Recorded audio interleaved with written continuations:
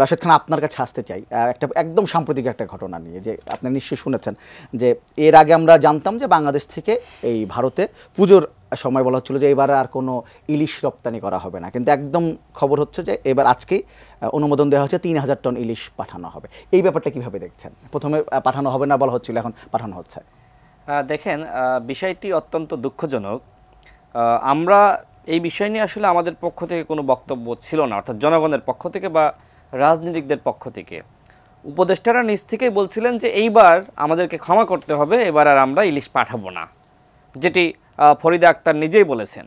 কিন্তু আমরা এখন দেখছি যে উপদেষ্টাদের পক্ষ থেকেই যেটি অনুমোদন দেওয়া হয়েছে, অর্থাৎ এই অন্তর্বর্তীকালীন সরকারের পক্ষ থেকে, যে ৩,০০০ টন ইলিশ তারা ভারতে পূজা উপলক্ষে পাঠাবে। এবং যেটি আমি পত্রিকায় দেখলাম যে বলা হচ্ছে যে ভারতের পক্ষ থেকে এই আবেদন করা হয়েছে।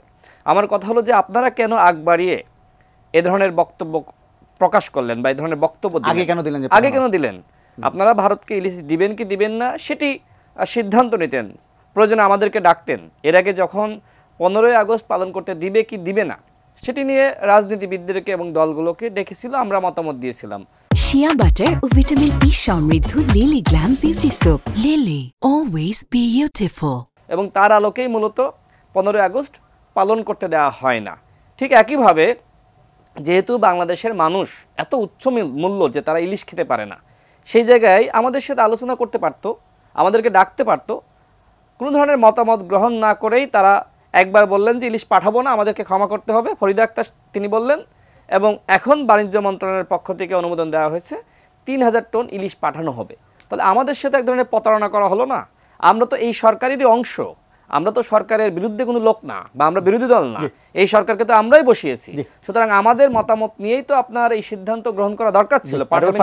শারমিন পুতুল, আপনি কি এখানে কোনো রাজনীতি দেখছেন কিনা, নাকি আসলে বাণিজ্য দেখছেন? আসলে ধন্যবাদ আপনাকে এবং এটির নিউজের সকল দর্শক। আমার ছোট ভাই রাশেদ আছে আমার সাথে, ভালো লাগছে আজকে এখানে বসে।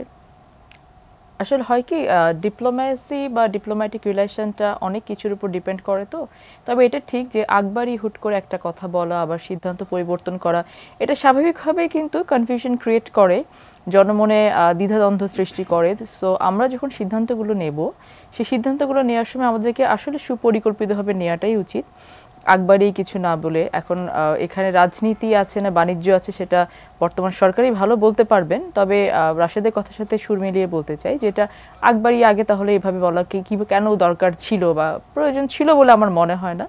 এখন দেখা যাক তারা কি কারণে এটা করছে, এখন ডিপ্লোম্যাসির কোনো পার্ট কিনা নাকি পুরোটাই বাণিজ্য, এটা আসলে সময় গেলেই বলা যাবে।